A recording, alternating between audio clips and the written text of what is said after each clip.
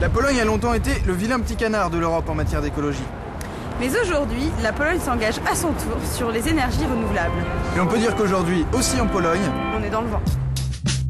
La Pologne a intégré l'Union européenne en 2004. Traditionnellement tournée vers l'extraction minérale, comme le charbon, elle s'apprête à relever le challenge des nouvelles énergies et des recommandations européennes. Comment le pays opère-t-il ce changement politique, industriel et social ? C'est quand même un pays qui a été très industrialisé, qui a beaucoup fonctionné avec les énergies fossiles, avec le charbon. Ouais. Aujourd'hui, comment vous envisagez l'avenir en matière d'énergie ?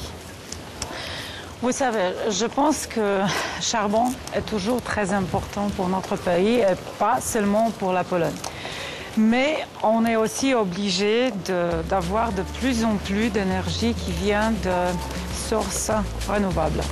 Alors, on y est conscient et on travaille pour avoir de plus en plus ce genre d'énergie. Rendez-vous est pris pour aller voir de plus près des éoliennes implantées à la place d'une centrale nucléaire. Nous sommes là où auparavant devait être construite une centrale nucléaire. Mais suite aux protestations des riverains, ils ont renoncé au projet.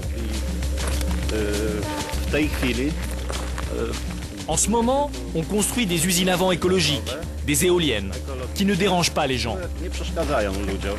Il n'y a aucune protestation les concernant.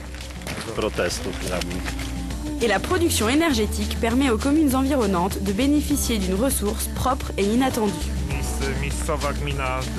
La commune locale tire de bons profits de la situation. Elle utilise vraiment bien cet argent pour développer l'infrastructure,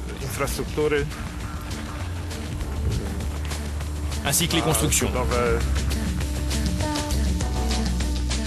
Mais qu'en pensent les habitants des villages alentours ? Il y en a qui disent que c'est bien, d'autres que ça dérange. On ne sait pas trop. Certains disent que l'énergie sera moins chère, mais nous payons encore plus cher, il me semble, que ce qu'on payait jusqu'à présent. Une population encore dubitative, mais qui semble percevoir l'utilité de ces nouvelles ressources énergétiques pour l'avenir du pays. Une seule ferme éolienne ne peut pas subvenir aux besoins énergétiques du pays tout entier. Il y en a d'autres en construction. Ce sont des projets en pleine évolution sur le plan économique.